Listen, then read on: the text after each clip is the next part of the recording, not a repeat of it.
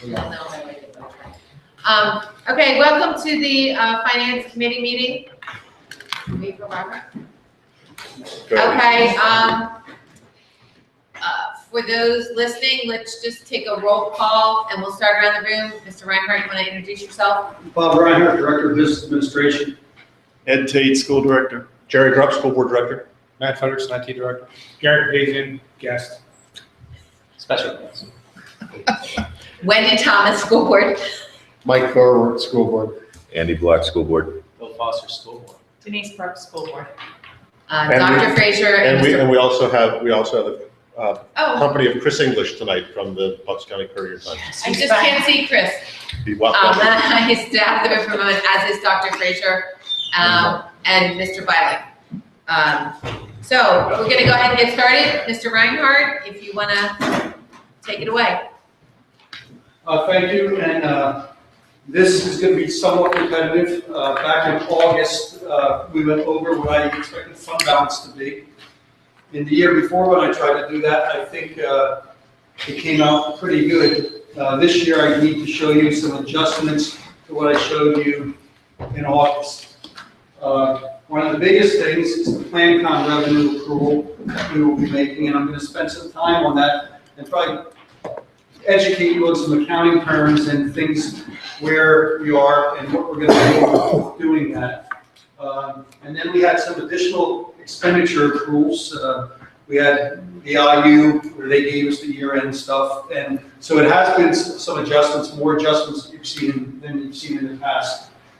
We need to then talk about the ending fund balance discussion and what we're going to do with the movement of money into the capital reserve as we discussed, and then how we are going to commit fund balances or designate fund balances through our fund balance categories. One of the issues that we talked, and I think we had strong agreement on, was to establish a committed fund balance for academic priorities, and I will be talking about that today also.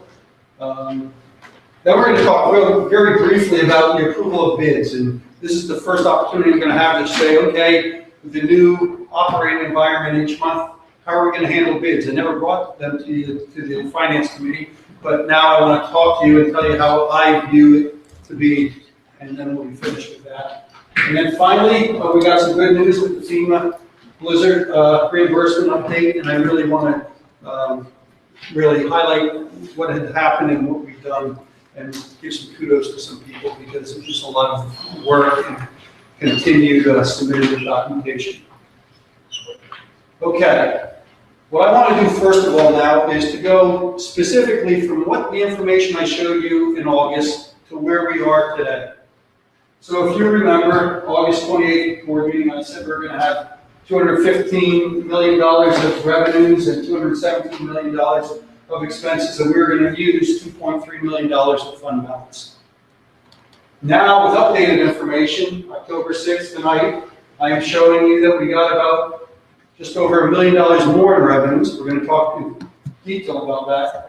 And we have actually about $260,000 of more expenditures. Okay?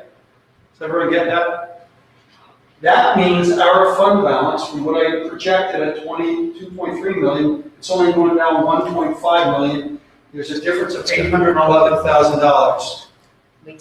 So that's a big number for you to remember. Fund balance actually went up $811,000 from what I projected before. The biggest highlighted area that I'm showing you there is the $1,080,000, and that is PlanCon revenue that we have now posted and accrued. We didn't get it. Oh, we didn't get it? No. Oh, okay, sorry. I was gonna say, is it in the There'll bank? be no clapping. Sorry, It's not my received, bad. and I'm going to say. I wouldn't have put it up there until it was in the bank. Yeah, well, you and I are going to talk, we're going to talk about that. I'm going to show you some accounting terms and why the auditors and I had a really detailed discussion on this. Okay, so that's the revenues there, the difference. So you get to the 1,072,000, as you see there. Those are the reasons for it. We made a small adjustment in retirement, and then there was another receipt of miscellaneous revenue that came in for $314. I just want to be clear for people listening in case I know they show the slides too, but fund balance didn't go up by 811,000. It's just that it's going down by less money than was presented in August. Yes. And I just don't want anybody on the phone to misunderstand that. So very We still important. used fund balance. Yes, We just used less of it than we had originally projected. yes. Okay, thank you. Expenditures, you're gonna see there's a lot of different little things that are going on. Intermediate unit gave us what we owe them at the end of the year. There are a couple, late bills for special ed students, crossing guards, and you'll just see some little things going on, but that amounts to $260,000. So our revenues went up by $1,072,000, our expenditures went up by $260,000. Therefore, our fund balance, use of fund balance dropped by $811,000. Go ahead. This is really about the technical discussion between the auditors and myself. The first thing that you need to think about is when we build our financial statements, it's very different than when a private organization builds their financial statements. Measurement focus is what you're trying to evaluate within your financial statements. What most of you are familiar with is the economic resource measurement focus, and that is aimed to look at all inflows and outflows, long-term and short-term, depreciation, capitalization of assets, and things like that. When you look at our budget, you don't hear any of that type of stuff because the economic resource measurement focus isn't what we're trying to do with our financial statements at the fund level and when we budget. It's looking at the current financial resources. So you want to make sure the current financial resources, cash, current receivables, current payables, equal out. That you can provide the services for a year with the revenue you should receive for that year. It's a much more short-term basis. Everyone's heard of the accrual basis of accounting. So how do you get to the measurement focus of economic resources? The accrual basis of accounting, where you capitalize assets, you depreciate them over their useful life, and things like that, and you look at long-term issues. For us, and it's really for state and local governments only, we look at a modified accrual basis accounting. It's all current financial resources, okay? That's so important that you understand that, okay? Accrual basis of accounting, modified accrual basis of accounting for governments. Go ahead. Because you say expendable funds, Yes. so it has to be something you can spend. Yes. Just trying to help you. Yes. There you go. Modified accrual basis of accounting. This is when do you recognize revenue? Inflows are only recognized if they're available to liquidate liabilities of the current period. So that would be kind of like that we didn't actually get the PlanCon money. If we had to pay teacher salaries and we had a zero fund balance and we needed this receivable to pay teachers, we could not pay teachers. Which is why you didn't account for it The whole originally. year, I didn't account for it because I will tell you, I have an email here. I have an email that came out, I think, September 20th, with the state starting to really say we're going to borrow this money and everything else. In fact, yesterday, I got a phone call from PlanCon, Department of Ed, and they told me that guess what? They're going to approve PlanCon Part H for Churchville and for Holland. Good, we were holding our breath. So we've been borrowing money, paying the debt service, but now they're going to start flowing money as long as they go for this bondage. They're going to have $2.5 billion to pay us all back. And that's what they owe us. I do think things are moving. They said they were going to issue bonds in October. They haven't issued bonds, and it's the 6th.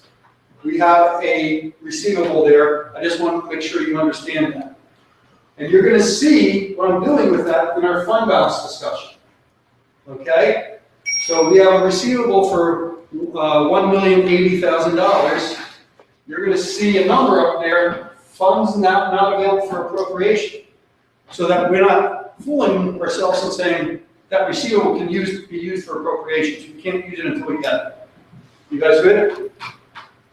Okay. This is what you've seen before, and this is really the same thing as I've shown in the past. Now this is budget to actual. Before I was showing you August actual to October actual, and just this is where our actuals are. We're 1.01% over what I expected in revenues, and we're 1.25 under what we expected in expenditures. And that is what creates the use of fund balance of $1.5 million. Does everyone get that? I think it's pretty good that we're off by a small amount, but as you see, because we're good for both sides, it does create about $5 million from where our budget was. Okay, that's important for you to know. Yeah. You can't, I don't think you could get closer than 1% on these estimates on an annual basis. So, really good job, I guess is what I'm Well, I saying. just want to say that if there was certainty that we could put a budget in, we know we're getting exactly that money, and the expenditure, this job would be a lot easier than it is, and we wouldn't need fund balance. But uncertainties occur, and I hope to demonstrate plan con. Our year ended before there was any determination that we're going to accrue $1 million. There was no way during the year, any one of you guys would have said to me, Bob, you better start thinking we're going to get that, because I don't think we're going to get it, and I'm still not completely sure that we're going to get it. And that's half of what's in your increase in revenue, right? Yeah. Yeah, that's half of that 1%. Yeah. Okay, so this is the revenues. This is very similar to what you saw before, except PlanCon funding. We budgeted $900,000. That's the total amount. We had $37,000 that we did receive earlier in the year. So now that's the difference, and it's off by that. Originally, I would have 38,000 in there only, so we were down a lot. So if you go back to the August presentation, you'll see where I showed a big negative there. Okay? Okay. This is everything that went on, and I will tell you there's not a lot of change. Most of the change came here. And you're going to see now that 309 objects, we spent everything up to 0.80%. So, and this is basically all the same. Okay. Salaries, this is basically the same type of stuff I showed you before. These salaries went up by $1,800 or something like that. It wasn't material at all. Okay. This is the 300 and 900 objects. This is really our discretionary, and we're pretty tight there. Big reason we're tighter there now, I will tell you, is because of our transportation contract being overexpended. Before it was always underexpended, so that made a big difference from that being 1.5% or 1.6% down to where it is. So that was really the difference there. Okay. Okay, financial planning. Here we go with revenues, expenditures. That's the use of fund balance. 29.5. Everyone remembers that that was the number we started the year with. Now we're at 28,027. This is the board decision. Right now, I'm putting in, because I think there was agreement. You've heard Doug's presentation tonight. There's agreement, $3 million. So our fund balance now is $25,027,000 if we move that amount of money into the capital reserve. It did go up by $811,000 from what I showed you before, but it's going to look differently on your financials when you see the fund balance, because remember what I'm doing with the $1 million. The operating transfer. No, the operating transfer has been $3 million. Okay. This Fund balance. fund balance, ending fund balance, I had at 24.5 million or 24.3, I guess it was, or something like that. So now it's only 25, it's up higher, 25 million. But that check hasn't arrived yet. No, it did not. Now, for you guys to make this decision about where we're going to move the money or how much we're going to move the money, we're now stop talking about the general fund. Okay, now we're talking about the capital reserve fund. That's where we spend the money for basically the summer projects, which Doug has talked to you about earlier this evening. As of September 30th, we have $3.3 million, almost $3.4 million in the capital reserve fund. We talked about this, and as you remember, we're going to use fund balance, small amounts of fund balance to fund all the debt that we have. And as we were raising taxes, we knew we were going to use, remember, it was like 7 million, it's all the way down to like 800,000, or I guess it's 500,000 now. So I am now committing this, saying this year, right now, the estimate is we're going to need $564,000 higher than what our budget is in the general fund this year. One time it's going to be above that, and we're going to have to write a check. I don't believe it's going to be that high. Why? When we budget our variable debt, it's only like $10 million, or it might be under that now, $9 million. Our assumed interest rate is 4%. You know where interest rates are right now, we're paying less than 1.5%. So all that interest in between there is going to reduce the amount that we have to use in this fund. Additionally, there's some money for the bond issue we have to do in 2017. If that comes out better, that number drops, that our debt service won't be as much. And then there are some refinances. PFM's either coming November or December to start us planning. And I will tell you, they're saying we're not going to get the big bang for the buck now, because the refinancings, I think, are from 2012.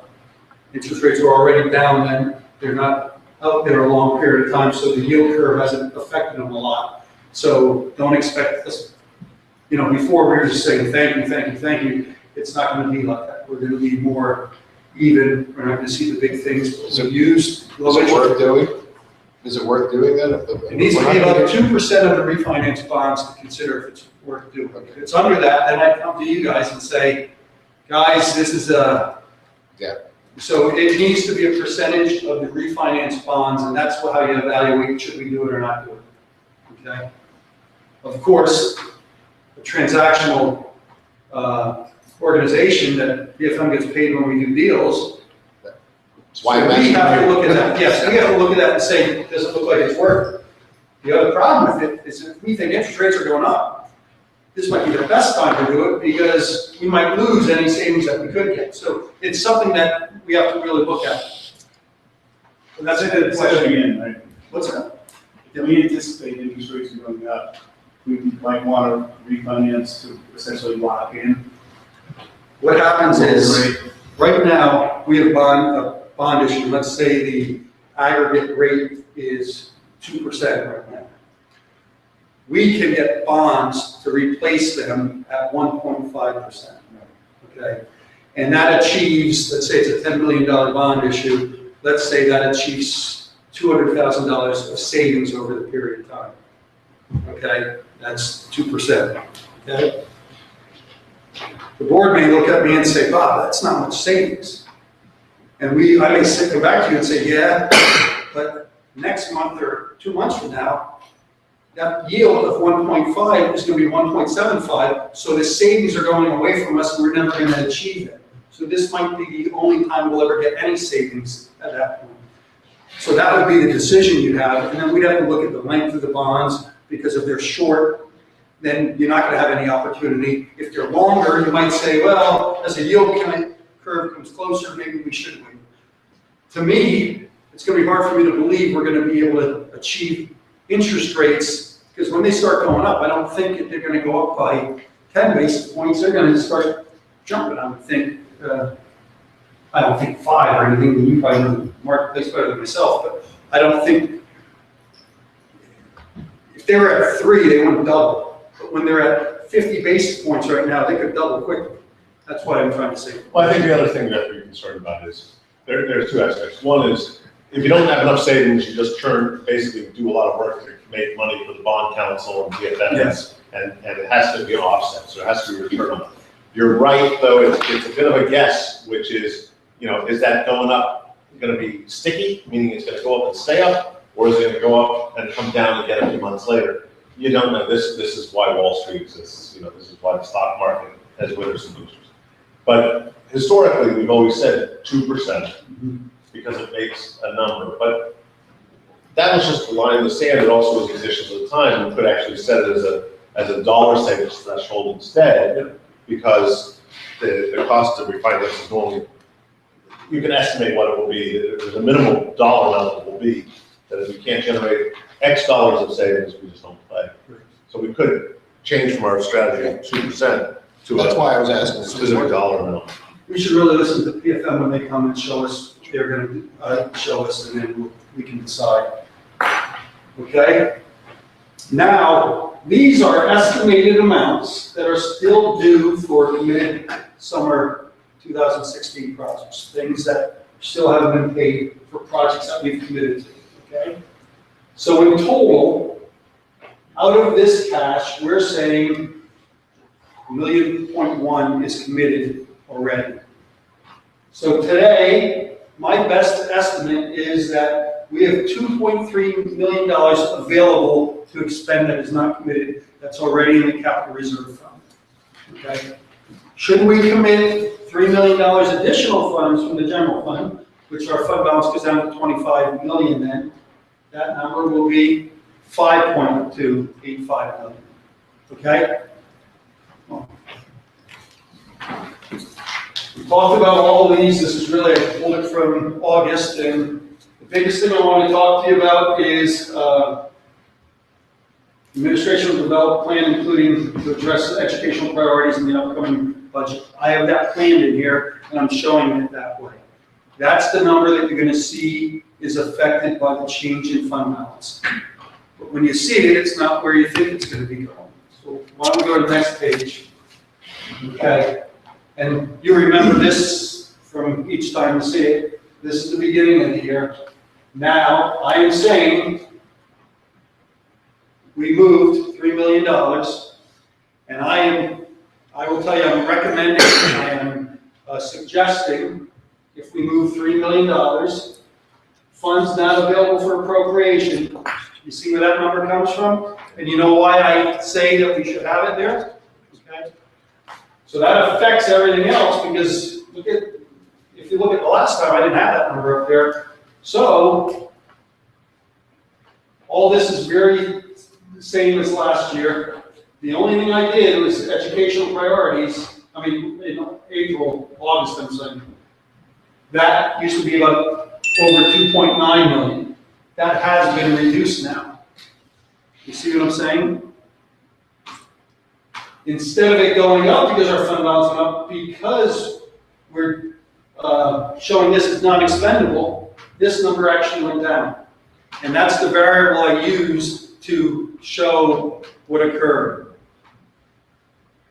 So think about it. The fund balance went up $811,000 more than we expected, but I put this designation in for $1,080,000. Therefore, I had to take 200 and some thousand from somewhere, and that's where I took it. So I just want to be clear, so when hopefully the state gives us that money, if we hadn't accounted for it, it would just be like more revenue than we expected in that year. That's how we were going to do it. Instead, when the money comes, it will come off there and we can decide where to use it within fund balance. It should become zero, so now you can place it other places, yes. So If it doesn't come in, even mid-year, if it came in mid-year and we said we want half of it to go to educational, half of it to go to facilities, could we do that, or we have to do it at the end of the year? it's really the end of the year balances that we start moving. You can in your head say, oh, that's down here now, and I'm good with that. And you could tell me mid-year to move more money out of the general fund if you want to do that. Understand what this does, though, is if something happens and we don't get this, it's not going to affect what we're planning for. Right. If we did it, Well, if we never get it though, we really won't have 25 million right, fund balance. exactly. But it's not like we have to change our plans. Because it would in essence probably come out of. Right. So that's why it was important for me to show it this way, and I am recommending that that's how we show it in the financials. It's confusing, but it makes sense. I mean, it's Right. confusing to look at it that way, but it is a conservative way to. If we put this down here, we're gonna put money down here that may We don't not have, be there. right. And you can't pay bills with the receivable. So it's a placeholder. Yes. The auditor. The auditors are pleased with this. I am pleased with everything. I still feel like I'm not it's a conservative view, and that's why I feel comfortable, totally comfortable with this. But I do want you to understand why I did all this, and that's why it was so important for me to show you measurement focus and basis of accounting. So, okay? Well, right now, I guess it's the time. You guys, are you committed to doing this? Are you committed to doing something different? What type of discussion do you want to have? I'm gonna ask a new guy's question. I think I can do that for another couple of months. That plan comment, Yes. the 2.1 million. Yep. Is it possible that we could see significantly more than that? It's a great question. Right now, in this current budget, I have $900,000 expecting. So that's been accounted for in revenue. I now have to go back and I need to look at Holland and Churchville, excuse me, debt service payments since we started. Because now I can start filing reports for that, and they're gonna have to pay us. Now, I'm not sure when they're paying us, but they have to pay us all the back stuff coming forward. So we are gonna get a lump sum coming up as long as all this happens. You see what I'm saying? Then it's gonna stop, and next thing we have to do, when the the two middle schools start getting their plan on that they approve H and we start getting money flowing, then we're good again. But until that happens, because that's where the big debt is now, and that's where our big, But if they pay us the 1.9, and let's say you file those forms and they actually pay us 2.5 in this Yep. year, 1 million of it will go to change this into Yes. usable funds. The rest of it will go to operating, won't Yes. it? It'll just be excess revenue in our operating budget. So the reason Bob never made this allocation in fund balance before is because it wasn't available, but each year we put in the amount we think we are due. Right. And so if we get extra because they finally pay old debts and catch up, then we have just extra revenue in that year. This changes it in that last year's, the money they owe us from last year Right. is actually going to be in the fund balance area instead of the operating fund excess revenue area. Makes sense. Do we pay interest from the state? What? Are we paid any interest from the state? That's We pay no interest, I know. How about the districts that didn't get their state money and had to go out for Yeah. operating debt? They were paying big time interest, and the state's looking the other way. That's just part of your operations. I mean, we're in much better shape than they are, but, although we lost interest because we used our money because we didn't have theirs when they were so fast. But Yeah, but the interest rate, that was the difference, the interest rate was 18%. but So if we could lend it to the school districts that had to pay, we I could find out. I suggested that. I think the Art real, did suggest the that. real polling of the board is, if you have any questions on how we did the financial statements, that's kind of one set. But the other real polling we need to do is, are we comfortable moving $3 million, more or less? That's our summer project, kind of a lot. Now we're talking summer of 17, sorry, what year I'm in. So the real question here, and then remind me about, you bring this back to committee one more time? No, it goes right to This the is board. it, now it's This gonna is go it. to the board. So how much money, and I apologize because I wasn't at facilities, which was earlier tonight. How much money is the board comfortable? Could you go back to Well, Doug's point was that, Doug's point was that he's looking at 6 billion or 6.5 million of projects this coming year. And just to summarize for those people who watch, well, they'll be watching one or both of these, that the summary of the items that were presented were basically, these aren't sexy projects. These are keeping the lights on, projects that are routine maintenance in a building, in a organization has many, many buildings of varying age. So when we look at it, his ask, and I want to phrase it the way he does, it's not his ask, it's what Doug phrases it as what the buildings are asking for. Not the buildings of people, but the buildings as anthropomorphically, the buildings are asking for, is 6.5 million.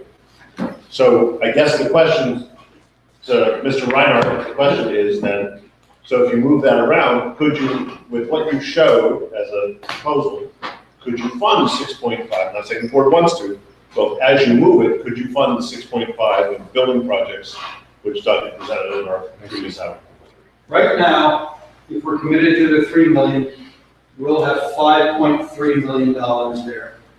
If you would say to me, Bob, what would you propose if you want to do this? Could you go back to this? So let me, before you leave that slide, we have 5.5, but already 500,000 of that is committed to the project of 2016. So we have 500, we would have 5 million looking forward, because the, just Right. No, the bottom number is 2.2. The bottom number is what's available. Started at 3.3 at the top. Okay, so the 469 is already come out of it, thank you, Yeah. sorry. Okay. Could you go back to the other slide? I would tell you, and this is totally up to the board. I think Wendy's already said something about this already, but we commit 3 million now, and you could say, when this comes in, that'll automatically get moved over to capital reserve. Or you could say, a portion of that can get moved over to capital reserve. Understand that this here is in our fund balance, but it's not being used anywhere. What's gonna happen when that comes in, it's gonna be something that we can place around.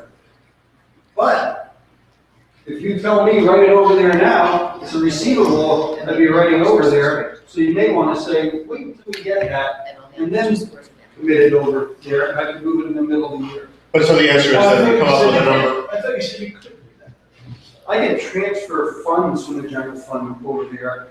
Something Me else. placing things in committed fund balances happen at year end. But if you tell me to transfer the money over there, I can do that anytime during the year. You see what I mean? So, But that would and leave you at 5 million, where, just, I'm not saying decide on what we're doing yet, but that would leave you at 5 and 5, where the previous hour was spent with a presentation about 6.5. So we'll get about, If we move that over, it would be 6. But then we would be working, like Doug, the timing here, isn't it? Like Doug, we would be committed to saying, okay, we have faith that this $1 million is coming in, let's move forward with 6.5 in summer projects, but then what happens if it doesn't come? yeah, I'm telling you you're in trouble. that right now, the state is saying there's gonna be a bond deal done imminently. No, I but mean, she's it's saying supposed to if be it October, doesn't, this bond deal's supposed to be done. but she's saying if it doesn't happen. you're right, what would happen would be, then we go in, if, let's say, we have not agreed to 6.5 next summer. But if we went into it and we didn't have it, you're right, we'd have to not do $1 million worth of projects. We'd have to go through that selection process that Doug had showed us last and choose what would be deferred the next year. I don't think, sitting where we sit today, that we're gonna do the 6.5. I just, I don't think this board has the stomach to do the 6.5 in 1 year. So we're gonna have to make that decision anyhow.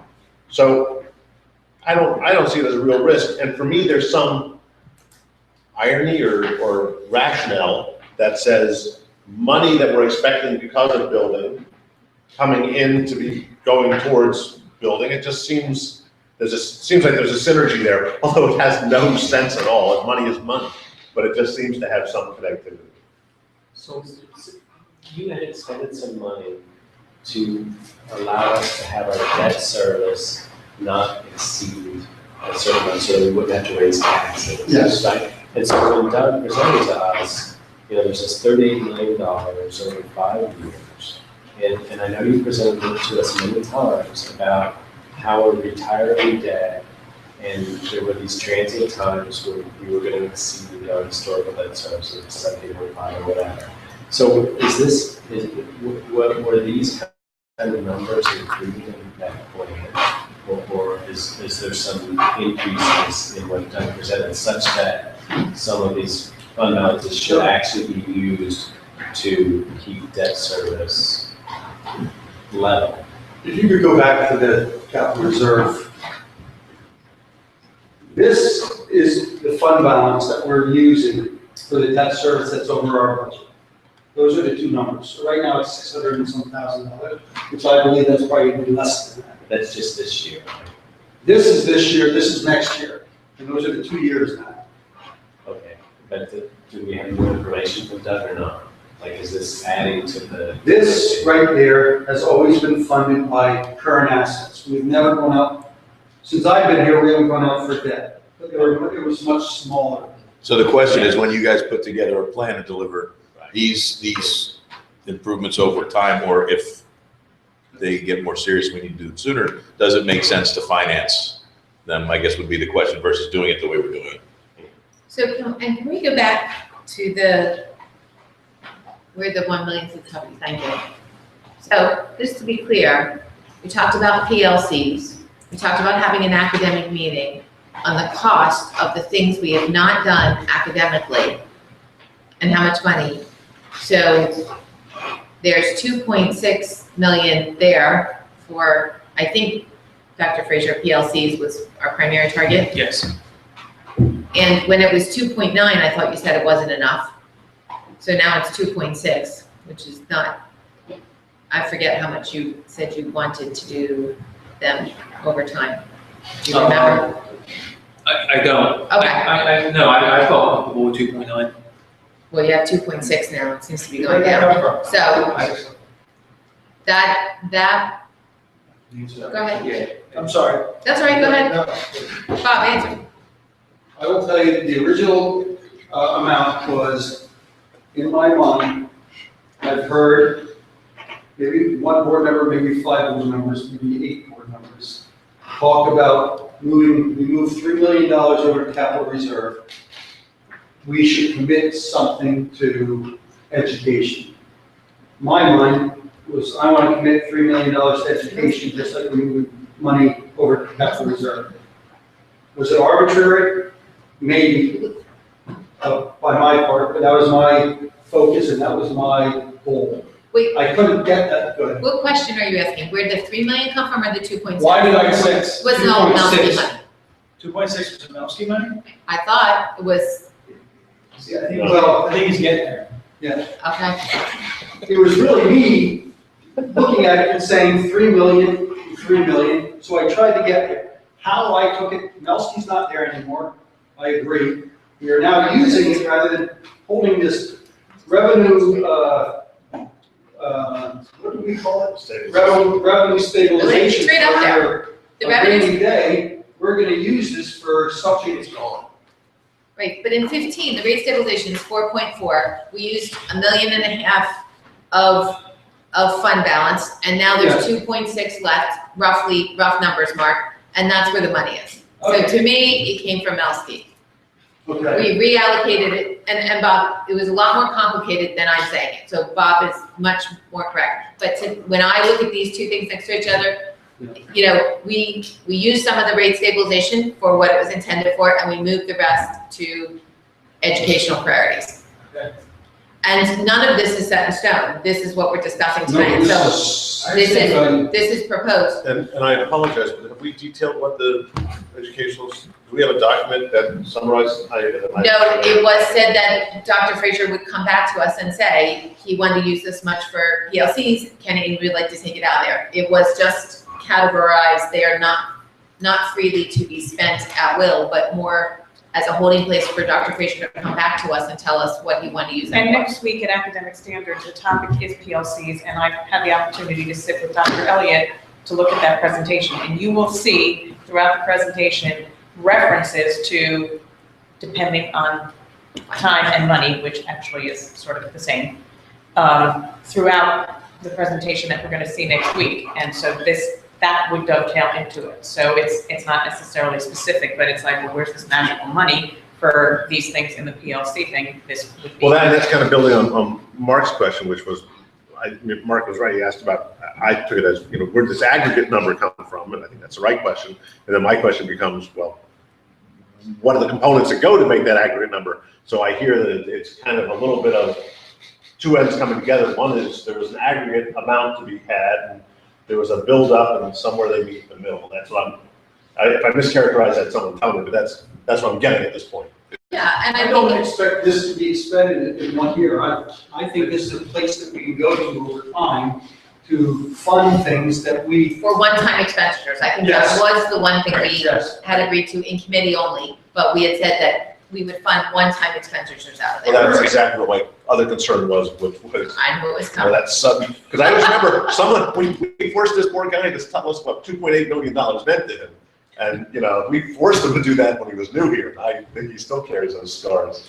But, so that's why I was interested to know Yeah. what we the did agree that it draw would be schedule one-time is. money, So right? so this academic standards thing, this is all foreshadowing for people who are watching the advertisement for next week's So academic exciting. standards. Which is, so True. it's not only gonna be the numbers, but also the draw schedule against it in terms of No, what no, you're. no, no, no. No, okay. Because it's very philosophical and theoretical at this point. It's talking about how this plan is going to develop. If there is no money to back it up, then There's no there's plan. going to be an issue with moving, how we move it forward. So it was like chicken or egg. If we don't know that we've got money set aside for it, how do you talk about this? So it's a strategy discussion. If you like the Correct. direction of the strategy, you build the tactics using the resources allocated. So where I was going before we got off on that was, so there's that 1 million. If we give more than 3 million to capital reserve, my question becomes, the rate stabilization fund has been there and designated as use. The educational priority, nobody will be surprised, I will go kicking and streaming. The self-insurance fund, we really have to have. And then we have, I really think the outstanding, where's the unassigned? The $11 million of unassigned when you really get down to it. So if you're gonna get, if this board will give more to capital reserve, in my opinion, it comes out of the unassigned because there's no real other place for it to come out of. And that, if we recall, when we had a 5-year plan, and even with Act 1 increases, and with everything happening, correct me if I'm wrong, that is already going to be significantly depleted. And so I don't know how I would be comfortable voting for any more than $3 million. That's what I was saying. I'm not saying there's not a need. I'm not saying those buildings don't need everything that was reviewed in facilities. I You don't mean want in to. addition to the two?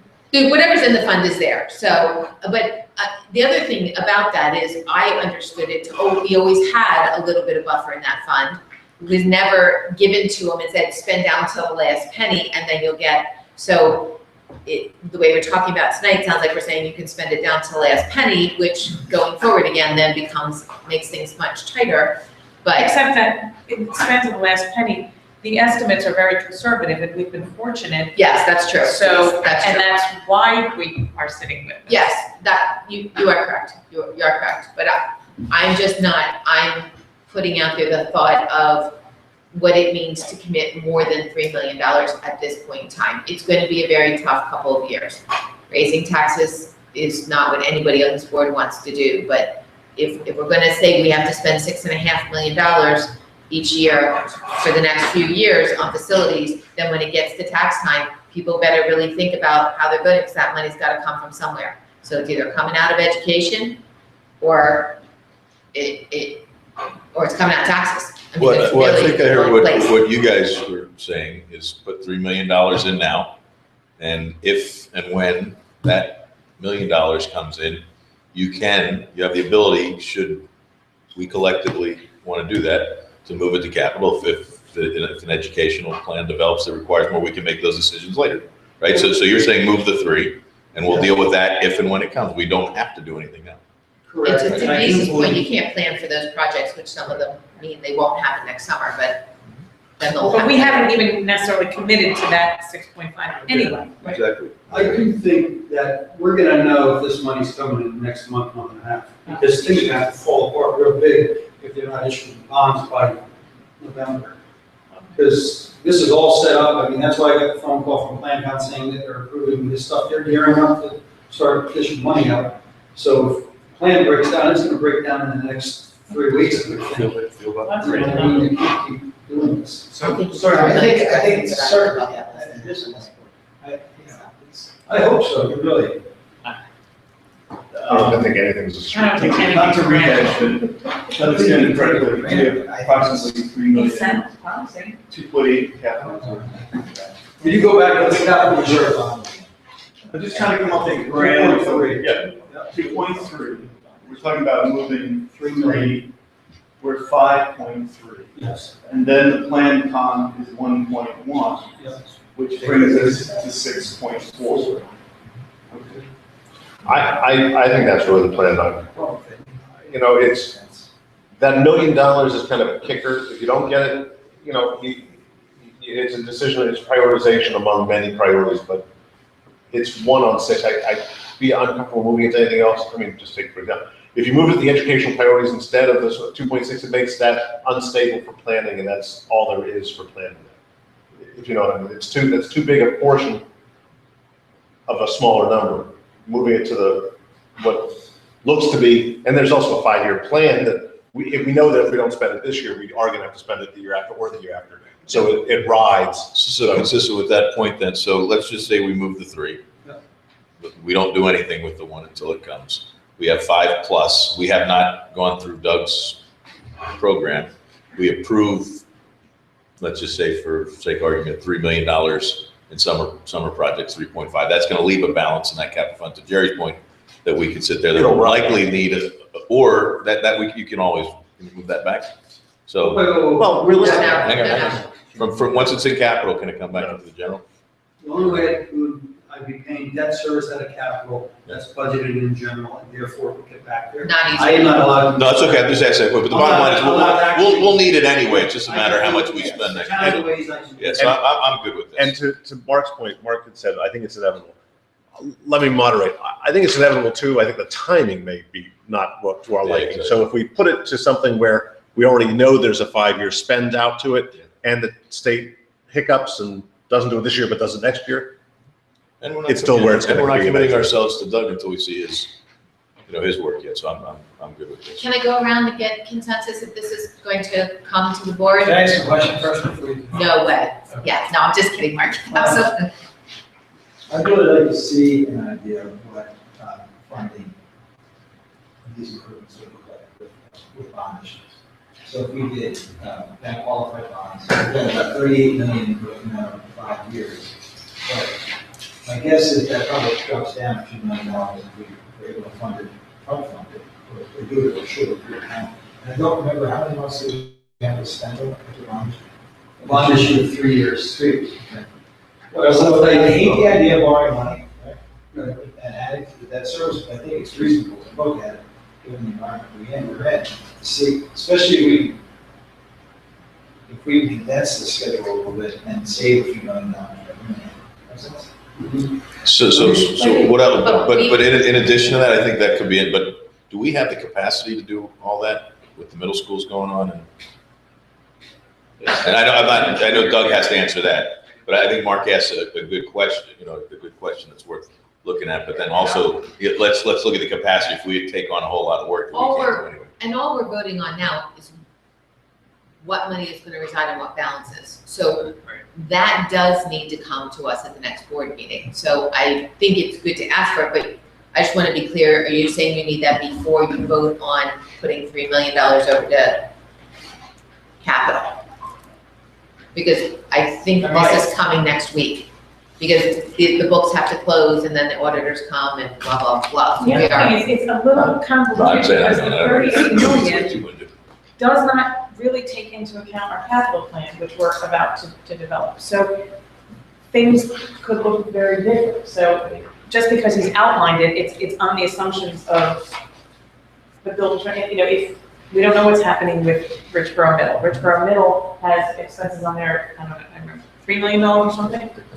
If we sell that property, not saying we are, but if we, you know what I mean? Like, so it would be very challenging to it's a good conversation to know, Right. but I'm not married to this 38 million because that's just this moment in time. Well, listen, I'm not saying that even if it was favorable that I would vote for the bond issue, I would just like, I will tell you that we still have to borrow 20 million, 23 million for the projects, which is all in our plan.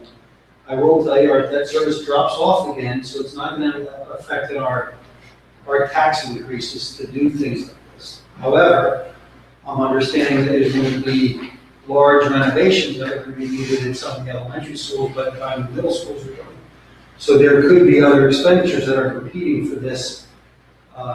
So that's all I have to say. But we're very well situated for for it not to affect taxes, is all I'd say, but it's competing for funds for major renovations, so understand that. Okay, so I'm gonna try again. So I think Mark's getting his opinion. Denise, you're good with the 3 million? I share Mark's concerns in that when we talk about using money for educational priorities, it gets to the reality that that these fund balances have frequent movement that bond money doesn't have. And so when you talk about summer projects, you can fund those with bond money, you can fund them with reserves, but you can't use bond money to fund educational priorities. Right. So using this money that has freedom, I think we really need to be thoughtful about it. So that's my concern. So if it can be moved to a part of fund balance that, has one of these names that's designated, but it doesn't like lock us into, oh, that's definitely 100% capital money, I would be better with that. I mean, it's just a name, like you move into capital reserve, it's no different than if you had moved into employee or retirement stabilization. It still has some freedom of movement or not. Capital reserve, once it's in capital reserve, it isn't something that can move back into the general fund per se. Okay, whereas educational priorities could be. Yes. So I would rather it be in a bucket that has more freedom in it. This 3 million, that's fine. Understand. Until we have a plan. Just so you know, I say that, in the same breath, I could tell you that we have debt service money in the general fund that we budget for every year, $17 million. If we didn't want to spend debt service out of the general fund because we needed more assets in the general fund, it's an allowable expenditure in the capital reserve. So what I would be doing is getting it back over, but not doing it through transfer. You see what I'm saying? And I wasn't here, so what was the timing that Doug needed to know to start planning for summer projects? There wasn't one, was it? He Well, said in that- November, we're gonna bring it November. to the. November is, okay. But I'm just saying, usually, in my experience here, usually we make this decision and Doug starts knowing how much money he has next summer and he starts working on it literally right away. So I agree, I would like to see a bond to fund some of these out. This particular year, I don't want to do it in a way that stops him from the ability to, I mean, I don't agree to $6.5 million a project, but I don't want to see $1 million of projects done. I think there's a bigger need there, so that's where I am. So I'd like to see what it looks like to fund them for bond, because we may need to do that just to get through some years, but for next year, I just want to be sensitive to timing. And Bill, just an answer to you about the freedom of the money, I do understand what you're saying exactly. I believe, should we decide that that's interesting to us and that we want to put a plan together to start funding this with debt service, with that being, we want to reserve our ability to keep our fund balances there. I don't know this year is the year to start it, but you tell me next year this is what you want me to do, and I will have a debt plan and, a capital plan and everything financially. My anxiety is that the unassigned fund balance of $11 million is perilously close to the absolute minimum you want to have. It really sucks. So I don't think we really want to spend that down. And so we really don't have a lot of fund balance left. And so the reason why I'm pressure testing for $3 million, and we can go out for bonds in a hurry. I mean, we could hire the architect, hire the engineer, and we could go out to bonds like 3 months from now, right? And the money would still be available for the summer. I mean, there's some time to do it. It depends, and I want PFM to get involved in it because it's bank qualified. We can issue bonds next year for $10 million with it being bank qualified and get all the advantages of that. Or we want to do one bond issue, a big bond issue like we did before, so that we have to go beyond bank qualified. But we want to time that properly, so we have to put a whole plan together to say what are we going to do, what are we going to fund, and really put the plan together. And I just think that it's worth the pain, or maybe worth the pain of doing these plans, because our gas tank is almost empty, right? And we know our budget is tight. And so, if we're going to start spending fund balance for education, we have to start sharpening our pencil, that's all. It seems like to me. Well, I also think there's 4 million in there to use towards this year's budget. There's $4 million being taken out there. Last year, we had 6.5 million in the balance of the budget, we used 1.5. So for me, and I know I'm probably the only one, so I shouldn't even be talking, but, you know, there's already a buffer in there. There is a buffer in there.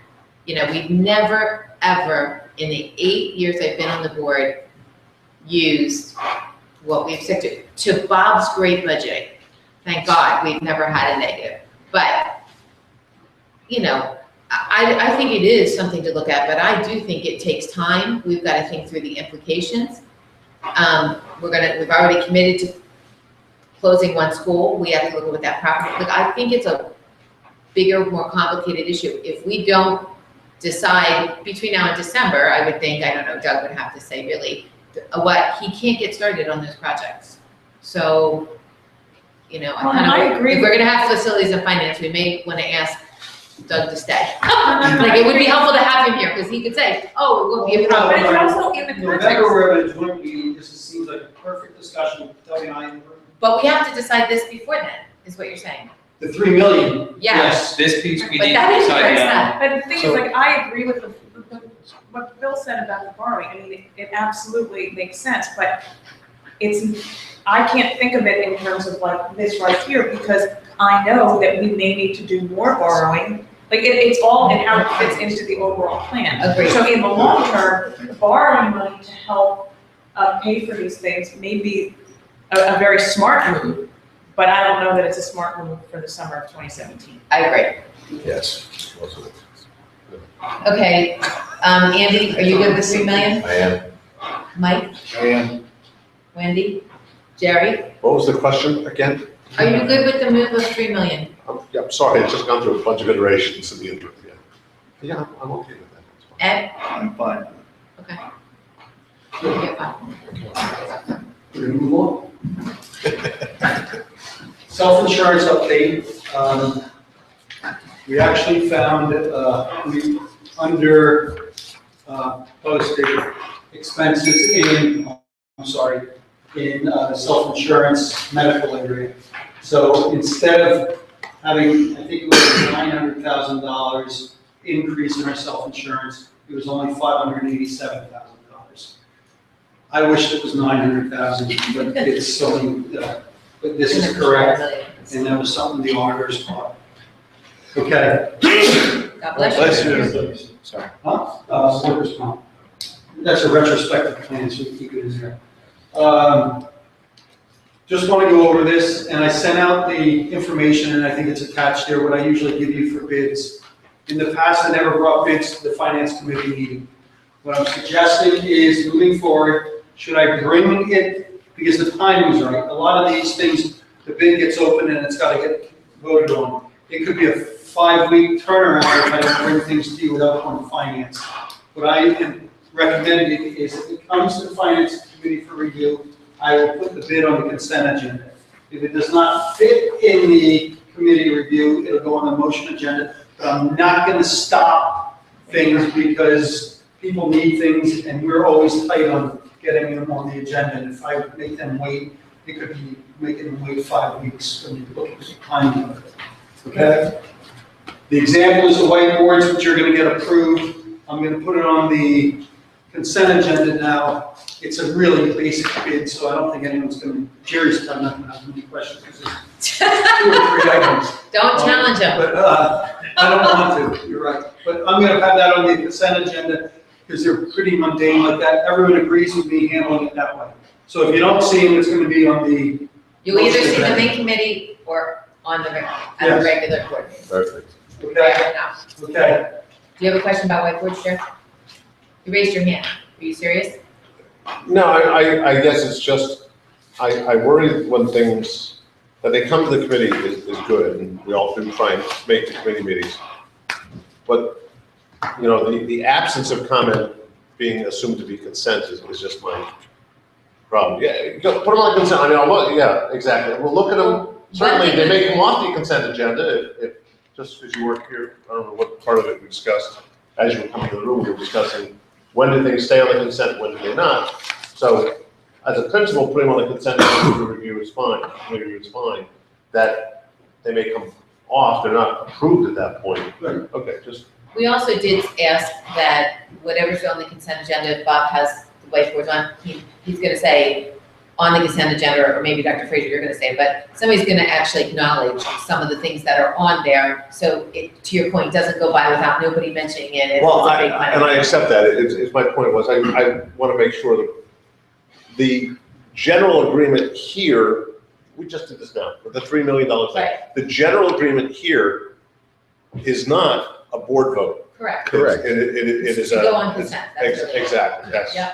But the thing is, we don't have to have the whole deliberation at the board meeting. I don't That's disagree. the idea. So we want to be able to reference the discussion here and move on. So what we've got to be very careful about, all of us included, is just rehashing them. And I think the well-crafted, to Wendy's point, the well-crafted summary is an essential item to it. And yet, we still have the potential, if someone, you know, if you buy a truck and we don't like the truck and there's a discussion that we want to have there, it can be brought off the consent agenda. I would hope someone would call me before the agenda. I would too. Know I would that, too. and, I would too. That it's not there and I'd be aware of it. And we could either take it off the agenda completely, Or move it out of the or yes. Nobody's gonna give you a surprise, don't worry. I will let But also, the point is that, you know, this whiteboard, bid is gonna be on the consent agenda, which the public doesn't see the amounts of each item, right? The public agenda, I don't think, right, so for anybody that's listening, I mean, you can reference this meeting, but if you're listening, the bid that we're talking about is a total of $14,572.76. Is that as a line item on the consent agenda? We don't, I mean, I guess we could, but we don't, that's not. Usually it's an attachment, right? Bids totaling blah, blah, blah.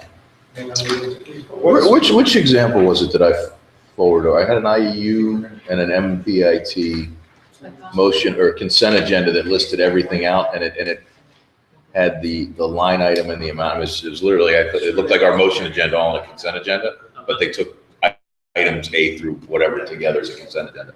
That might be worth looking at how you list, said items, blah, blah, blah, but they were all listed very, very clearly what they were, what the amount was. Well, many can speak to this. What happens is it's not really even a motion agenda consent agenda issue. It's, I move item number 5, points or items A through Z. At And MBIT, it's, right. at the And IU, then it's the same someone thing. seconds it and it goes. It's just And if grouping. there's a question about it, somebody says, I got a question about it. The other thing I think, personally, I think is we need to try to do it. Let's try to do it. I think we're all worried about the what if, what might happen. So we're probably gonna be a little comfortable in the beginning. We'll get there. Bob has some more items. There are mega motions that are made. It's 6 motions in a row. Oh, yeah, that's It's great. but no, I know, it's a lot of reading, but it's a mega motion. It's six items. Can I join them? Sure not. We read through 6 motions in a row, and they're voted, and they're done. You know, that's, in essence, that's the same deal. It's just that they're individually referenced, but they're voted as decided. Last item on the finance agenda. Go ahead, Bob. Okay, we've been working with FEMA and FEMA, documenting costs associated with blizzard cleanup. October 4th, we signed the final reimbursement documents. Total allowable cost is $81,000. We get 75% of that, and that's $60,843.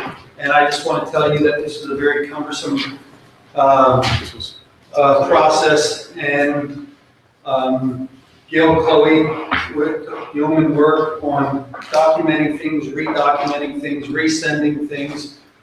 This person not having them, sending them, so this person reviewed it, that wasn't a review question before, now it is. And I just want to give her a lot of kudos, we're supposed to get this within 6 weeks, but I really put it on there as good news. Kudos, Gail, for Well done, Jen. Well done. 2 other items. Question. 1, did we get the money yet for the ceiling replacement that was an insurance claim? We got funds from the insurance company, but they don't reconcile and all that, that claim is not finished yet. And then the second one is the larger one, just high level understanding, which is if New Jersey pulls out of the compact, around earned income tax. High level, I'm not sure if what that means to us in terms of, and we may not be the answer here, which is, I will explain what I believe will happen. Yeah, you're talking to Goldstone about that, right? Yeah, I will tell you that a memo will be coming out tomorrow from Keystone. I read the memo, but I am not privy to talk about exactly what it says. Bottom line, I will tell you, it's going to be very difficult for them to analyze the effect on us. I will tell you that what is happening here is Governor Christie is no longer going to say that they're a reciprocating state with us. The fundamental facts of that is that Bill used to work in New Jersey. I did. Yes. As a Jersey employee that lives in Newtown, you file a New Jersey return and you file a Pennsylvania return. In the past, you used to take your Pennsylvania liability and your local tax liability and take a credit on the Jersey return for that.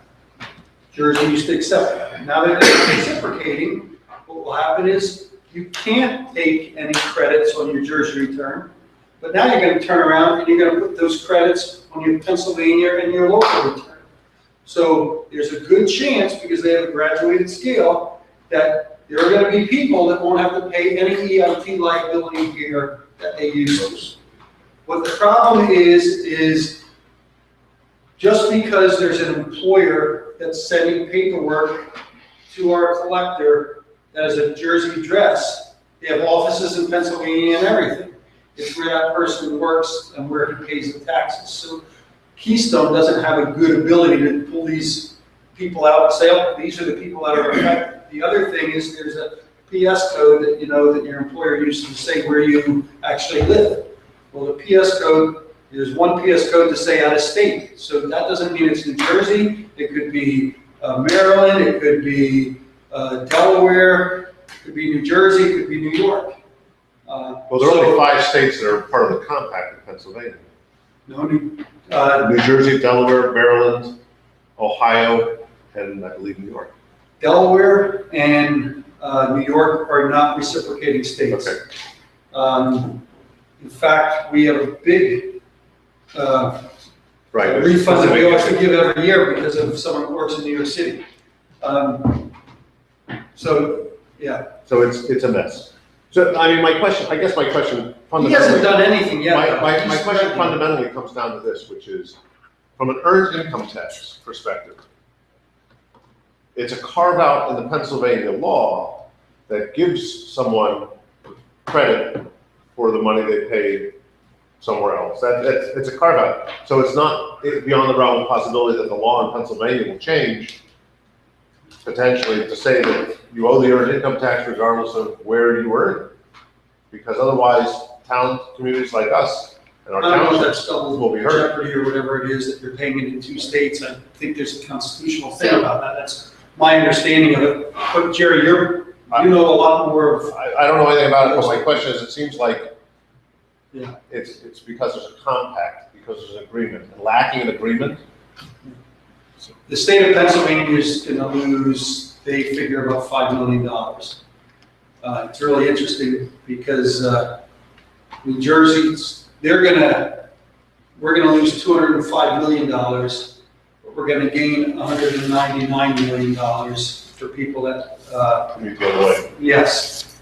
And Robert and I were talking, and I said it's really going to be the high-earning pharmaceutical companies against the pro athletes of Philadelphia, and we don't know where that's going to break, but it looks like it's pretty close, because all the Philadelphia athletes live in New Jersey, and a lot of people live in Pennsylvania that are pharmaceuticals in my brain.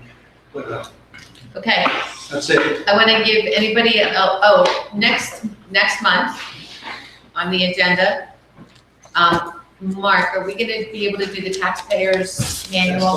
Tax collector, yes. Yeah, we can probably. I can do it. Okay, so we'll have that, and Let's just be clear on the date. What day is that? Because I've got like the 3rd. I think it's the 1st, yeah, whatever, I can't talk. I also have the 27th, but that's no longer. Yes, I had to spend half an hour deleting all my old, putting it away. Same issue. But yes, the first, will you be here? Invite me to them, so I don't have to put them in mind. Yeah, exactly. I'm sorry, Mark. Yes. Okay, so we're good with that. Did any other board members have comments? Public? Okay, meeting adjourned.